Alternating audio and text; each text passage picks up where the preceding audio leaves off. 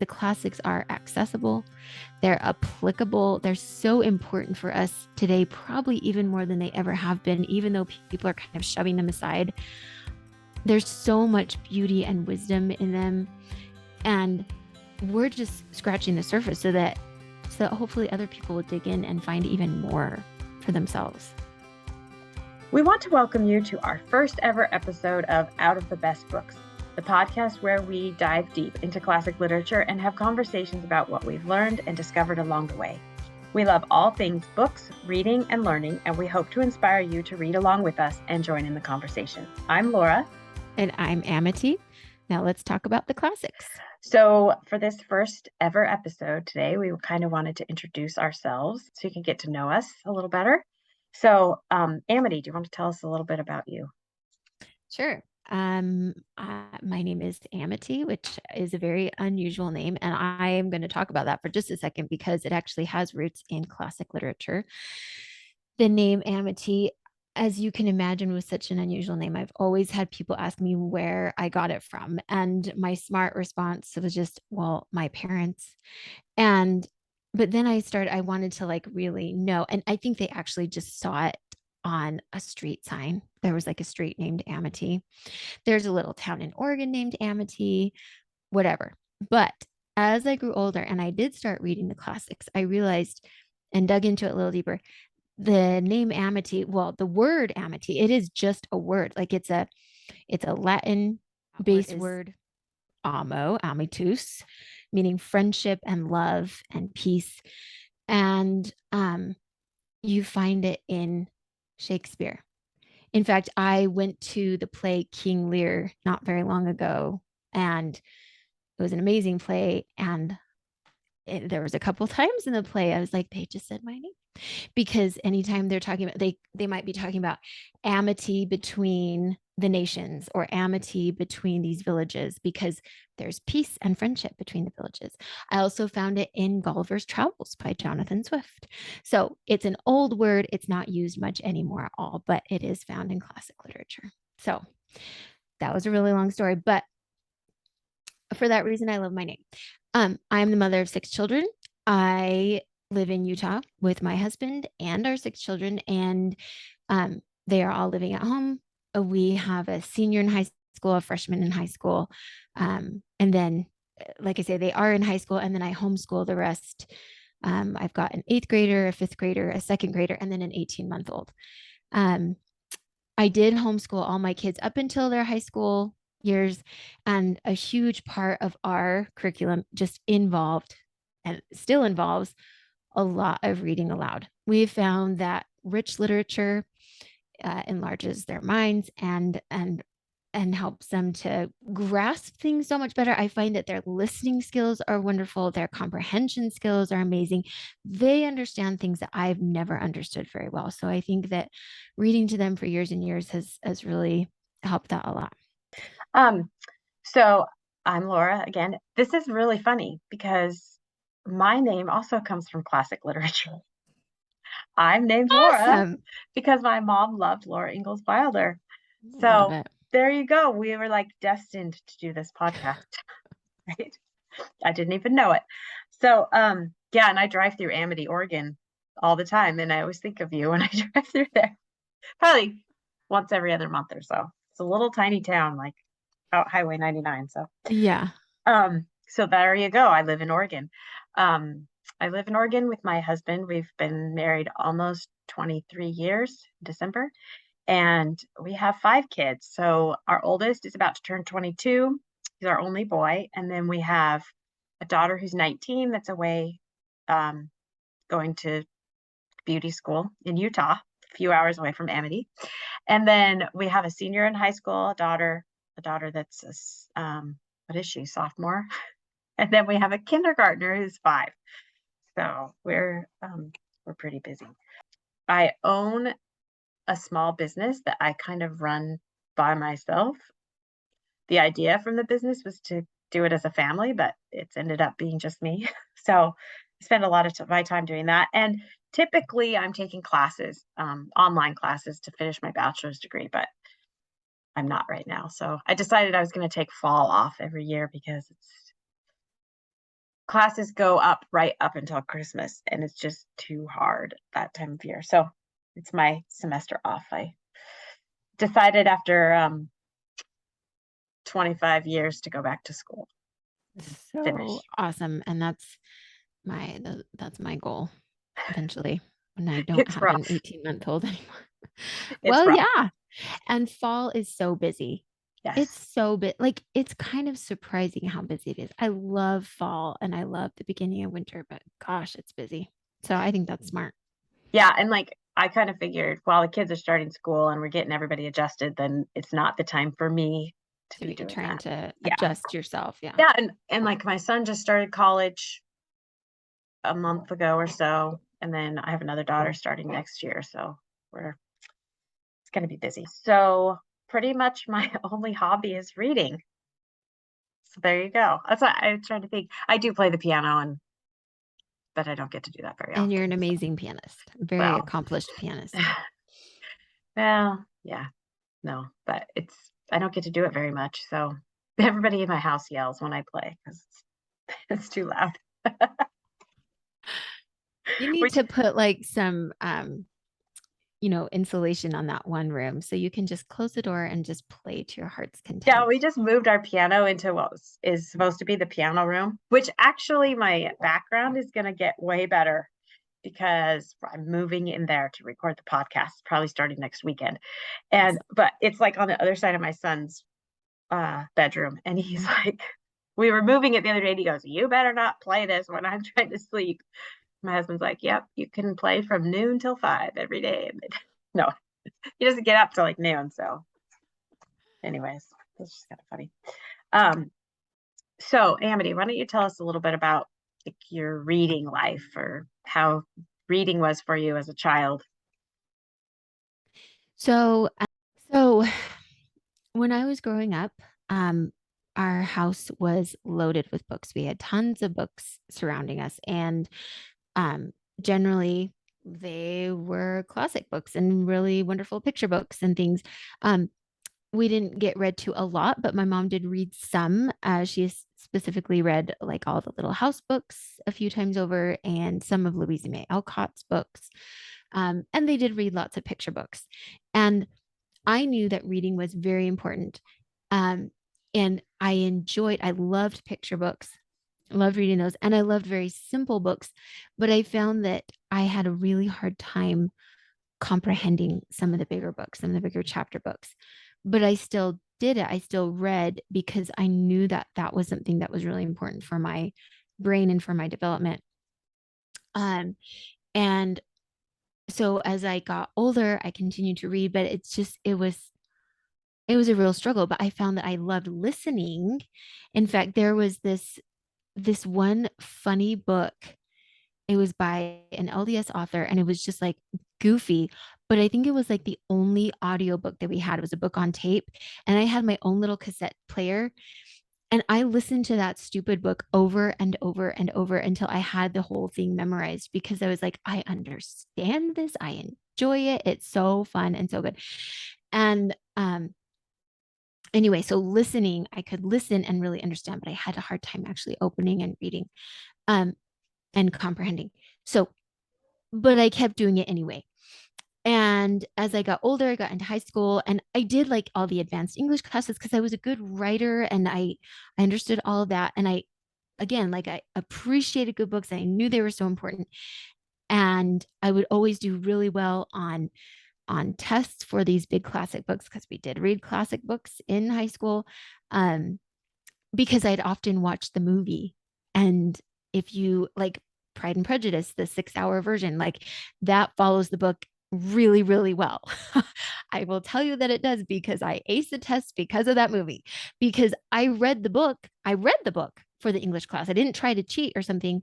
I read the book, but we'd talk about these things in class and I'd be like, yeah, I didn't get that at all. That um where was that?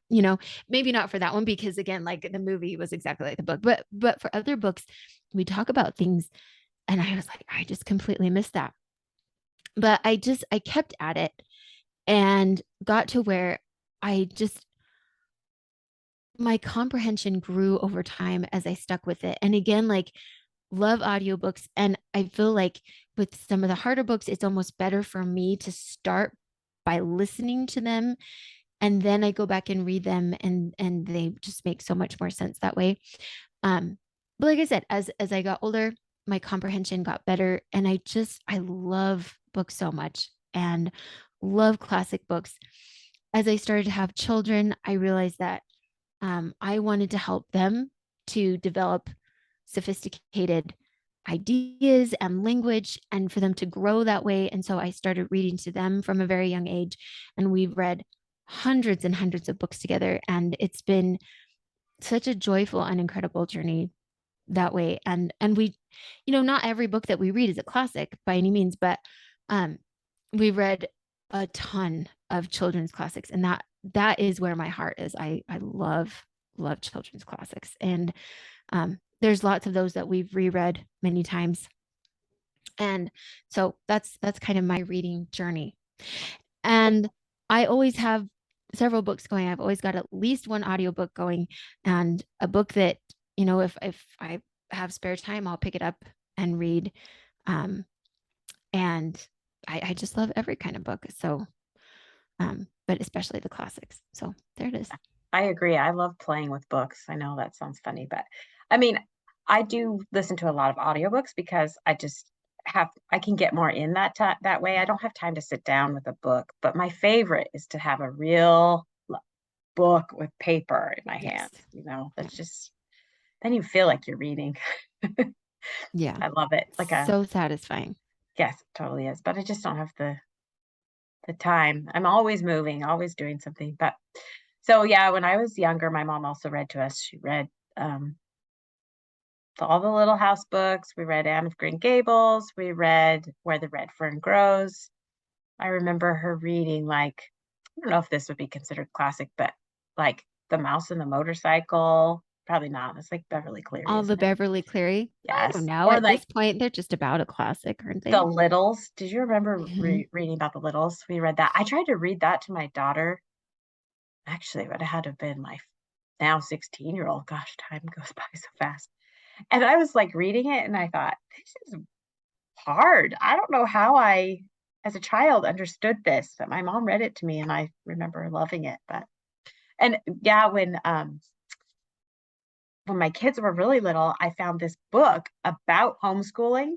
Somebody had recommended it to me, and I've never homeschooled my kids, but I re I read that book over and over and over again, and it talked about how kids can understand books so early, so much earlier when they're listening, and so we would play them, like, when my kids were little, we'd play I'm trying to remember what books, but I know I read Where the Red Fern Grows to Charlie. We read the autobiography of the Santa Claus. That was a good one. Um, yeah, I would just try to play them and dream as I was reading this book, dream about my kids loving classic literature. But even though I struggle with classics, I think what you said about having a hard time with comprehension, I have a hard time with it now. So my goal with doing this podcast is I think with practice, it's going to get easier. I can already see I mean, we've read almost 3 books now for the podcast, and it's getting easier. I'm understanding things. The language is feeling more natural. And so that's kind of exciting. Um, but yeah, so for me, I loved reading when I was a child. And I'll read anything pretty much. There's a couple genres I don't like, but if I hear about a book, I feel like I'm going to miss out if I don't read it. So I immediately want to pick it up. But um, as a young child, I read a lot. Um, Even if it was like Babysitter's Club or Sweet Valley Twins or, you know, probably not the greatest literature, but nevertheless, I was reading. Still And reading. Yeah. yeah.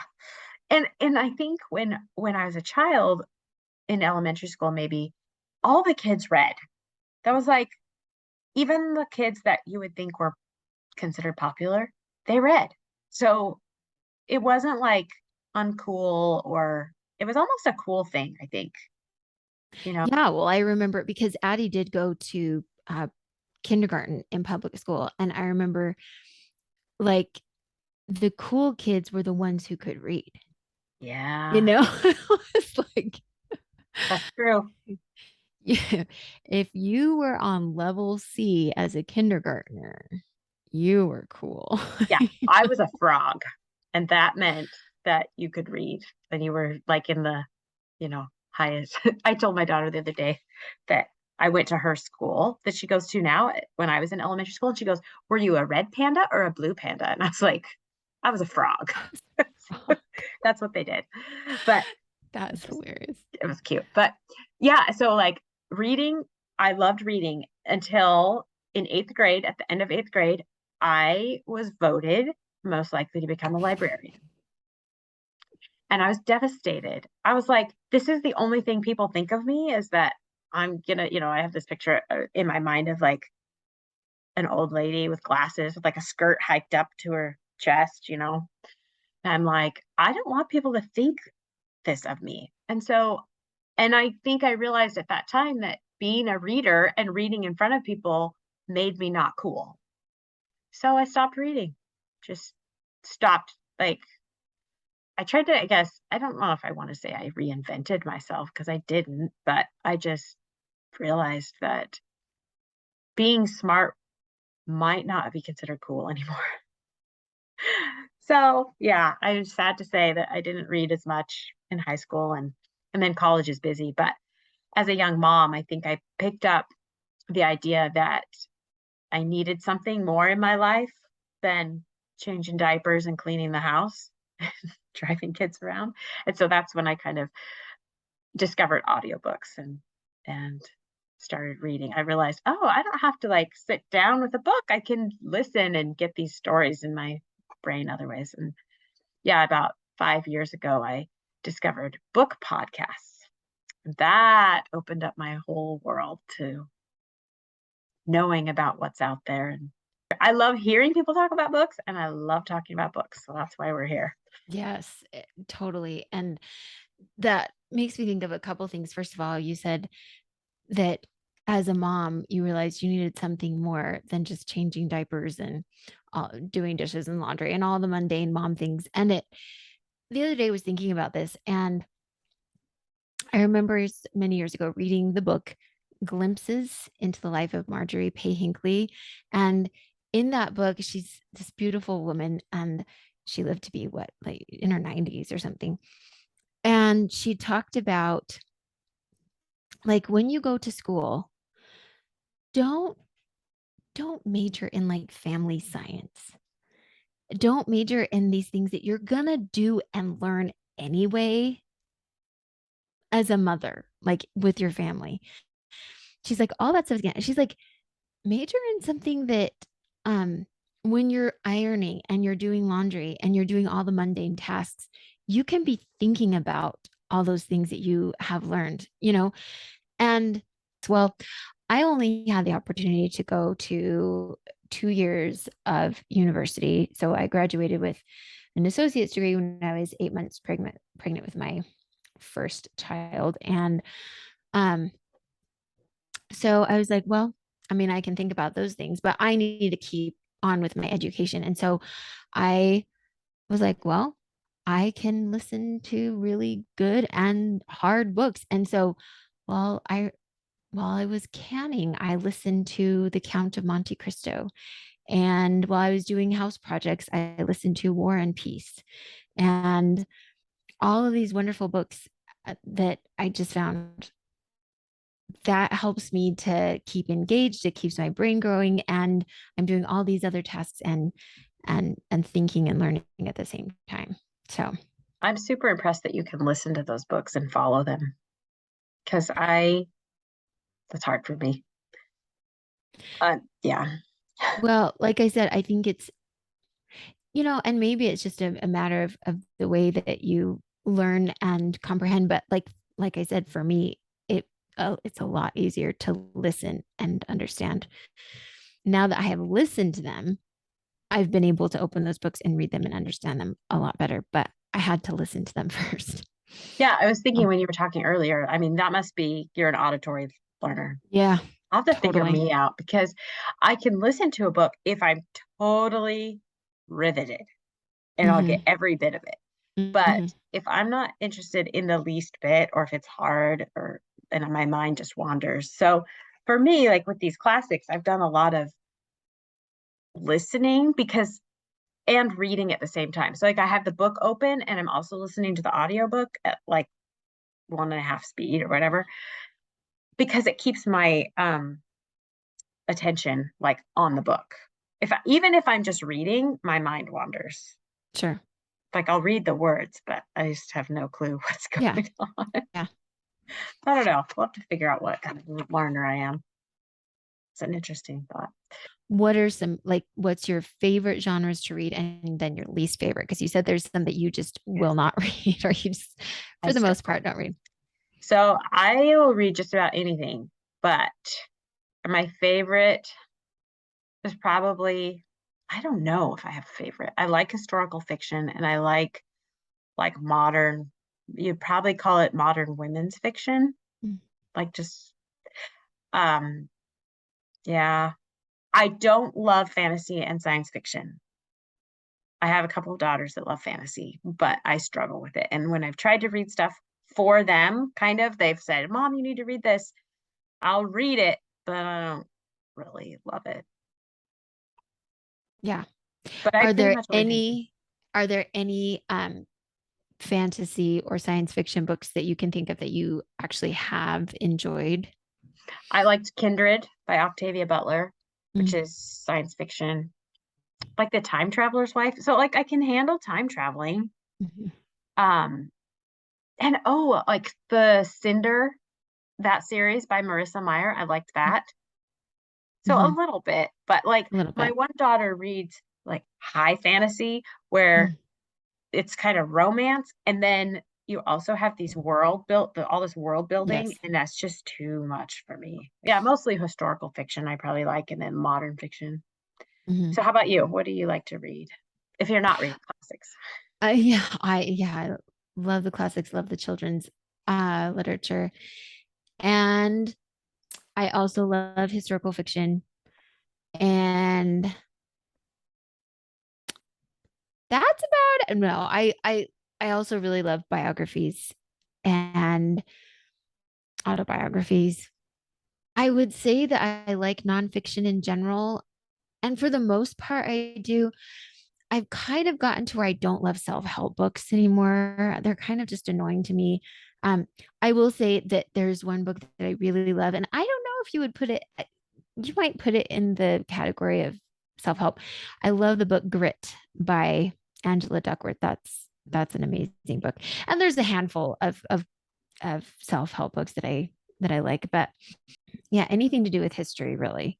So nonfiction history is great. Yeah. Um, historical fiction. That's yeah. Um, and I'm also right there with you with the fantasy and sci-fi. And I was trying to think if there's any sci-fi books that I actually like. And the only ones I can think of are A Wrinkle in Time Yeah. and Ender's Game, which I know like that's a very controversial book, but I actually like it. And fantasy, I so my kids all love Harry Potter and I've read Harry Potter to them and I don't mind Harry Potter. I really don't. But for myself for reading, the only fantasy that I will read is the Chronicles of Narnia and The Hobbit, Lord of the Rings, anything by Tolkien or C.S. Lewis. That's it. Like to me, they are the most successful world builders and uh, done. We're done. Like I can't. I've tried to get into others and it just hasn't worked for me. So You made me think like I have read a lot more science fiction and fantasy than I give myself credit for. Because I mean, I've read I Ender's yeah. Game and I've read like I think you would call The Giver. Um, Oh, would you call that sci-fi? I guess it's like fantasy. I don't know. I think it's What would you call sci-fi. that? I think so. And You're right. I forgot about this. I love memoir. That's a Yes, big that's one. yeah. I guess when I say biography, I kind of group it Yes, all together, but memoir and biography, yeah, or love. autobiography. I'm sorry. I think memoir for me, especially on audio, is just Mm, so easy to listen to. I could mm. just but I just listen to Viola Davis, and I love a celebrity memoir where they read it, and it's just Yeah. like, oh, and I just listened to Kelly Ripa, her book. Oh, yeah. Love memoir. So if I Yeah. was ever to write a Super book, it would interesting. be a memoir. Cool. Yeah. Okay, so what do you hope people will get out of our podcast, or what kind of people do you think will we want to come listen? So, first of all, I hope everybody would listen to it. But there's been so many times that I've read books and I thought, what are other people saying about this? I wanted to share what I pulled from a book because I got so excited about it. And maybe that's like, you know, let your nerd flag fly, whatever. But um, so I'm hoping that people who love books and want to hear other people talk about books that they'll come listen to it. I'm hoping that maybe it's somebody who's needing to study one of these books that they'll be able to come listen and maybe pull some things from the book that they wouldn't have otherwise. Maybe it's people who are really wanting to get into the classics, but they're having a hard time comprehending. And so hearing sort of our summaries and our conversations about it, that will be helpful. Um, Maybe it's people who already know the classics really well, but it's sort of like coming home for them and they just want to hear somebody talking about these classics that they love. So hopefully a wide cross section of people will want to listen and hear and even eventually contribute, give us some ideas for books that they want us to talk about and um heck maybe even come on the podcast too. So I know I was just thinking that this week. I was like, oh, we have a friend who, if she ever listens to this, will know who we're talking about, that loves Jane Austen. That I'm like, we're gonna ask her to come on the podcast, or you know, um, it would be fun to have guests yeah, that I think read so. along with us and just give us a different perspective, or I was thinking, I love you covered everybody. That was great. I am doing this for me. I was like, I want to love them and I want to talk about them. And, I think about when I came up with the idea for the podcast, I was like thinking of me as a listener. Like, this is the kind of podcast I would want to listen to because I want to be well read. I want to know what's out there. I want to know, um, sometimes if I was going to try to read a hard classic, I would want there to be somewhere I could go listen to a little light conversation about it so that maybe I could understand what's going on. Yeah. Which made me a little nervous about doing it, but I was like, I really can handle this. I can go slow. I can break it down. We can do it. Amity's here to, I don't know, like be the teacher or the. And the thing is, I'm sure that there would be people who maybe would potentially listen and be like, she has so much to learn. And that's true. Like I'm learning so much as we go along. But I think that that is the key to really good books is that there is so much to learn from them. And, you know, a few conversations about it is not even going to begin to cover everything that you could potentially pull from it. It's kind of a starting point. And so hopefully it makes it so that people understand that the classics are accessible, they're applicable, they're so important for us today, probably even more than they ever have been, even though people are kind of shoving them aside. There's so much beauty and wisdom in them. And we're just scratching the surface so that hopefully other people will dig in and find even more for themselves. Yeah, So I had that thought. I want people to know that they're not boring. yeah. You've said before that high school teachers or the curriculum isn't really um, providing classic literature for our kids because they think the kids will think it's boring and they don't want to read it. But I want them to know it's not boring. When you really dive deep into it, it's exciting and, like you said, applicable. Um, Yeah. And it kind of tells me that maybe the teachers themselves find them boring, and they have not necessarily been able to, and maybe that's totally projecting, maybe it is, but I just think I had I had really wonderful English teachers through school, which is lucky because there can be some really not so good ones, honestly, but I had some fantastic ones. And I just remember they loved the classics and they helped me to love them even more because they sat down and we had these discussions about them that, I talked about, say, sometimes they'd bring things up in class and I'm like, yeah, I totally missed that. But I was still so excited about it. We had these deep, wonderful discussions about what we were reading. And it was because the teacher was so passionate about it and loved it. And she made them come alive for us. And it was like, well, if she can do that, we can do that, and if she can pull that from there, then there must be some great value in these books. So, In no way, shape, or form are we saying that we're experts. We're just never. Yeah. two moms with a Yeah. lot of kids that like to read. And then we want to get together and talk about it. Yeah. So, I know. Have you thought about how we have 11 kids between us? It's a lot yeah, of kids. we used to And hike with them, and it was a lot. so many kids. And we'd like be hiking along the trails and people would pass us and you could see them just like counting the kids and then seeing two moms and they're like, oh. But the funny thing is I only had two of my kids with us. That's Well, really and there was funny. all of mine, but then also we would often bring other little Yes, friends and stuff. So it like, you know, pretty much equaled the amount of kids that we have between us. So we do have a lot of kids, and mine are quickly leaving my nest. They're not leaving the nest. They're never going to leave, but they're growing up, and yeah, it's sad. for sure.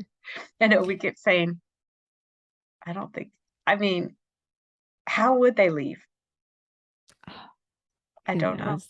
They're going to be Who here knows? forever. I know we're like, we need one more bedroom for when Katie comes back. I know.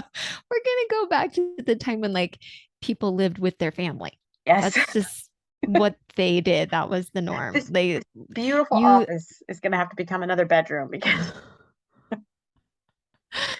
you get married and you go live with your husband's family. Or depending on the culture, maybe you go live with your wife's family, but you're gonna be welcoming like, yeah, so maybe I'll have in-laws. grandkids in my house that I can read to. Yeah. Oh my gosh, isn't that beautiful? That would be so awesome. It's so crowded, but I yes. know. Yeah, but yeah. So just going back to what you said, like exactly. We have tons of kids between us. We've read lots of books. Maybe we haven't done all the scholarly research and things like that, but for just everyday people, we love books and we love to talk about them. And so hopefully someone can find some value in what we talk about. Yes, or at least our mothers might listen. Our moms might listen. I know my mom will listen. So, Amity, tell me about a book you've recently read. Okay. So right now I am reading two books. I am reading, besides what I'm reading to my kids, I'm reading a book by Kelly Rimmer, who I I have a little book journal that I keep. And after one of her books that I read, I wrote, I will read anything by Kelly Rimmer. Because so she wrote The Things We Cannot Say, and she wrote The Warsaw Orphan. And those are just, oh my gosh, such good books. This one is called Before I Let You Go. And it's very different from the others. It's not historical, it's modern day. And where she really doesn't use any language in those other ones, there's quite a bit of language in this one. It was a little unexpected, but she's tackling a hard topic. It's a girl who has drug addiction and she's about to give birth to a baby, so she goes to her sister for help. Her sister's a very successful doctor, and the state wants to come in and immediately take her baby away. And it really is wrestling with this idea of like, because you've made mistakes, does that make you an awful and unfit person and everyone should reject you? Is there hope? Like, can people come back from that? And so it's really like, it's a great topic, and it's something that for me is very applicable. Maybe not the drug addiction necessarily, but like, people messing up and making mistakes. And is there redemption? And there Yeah. is. Absolutely there is.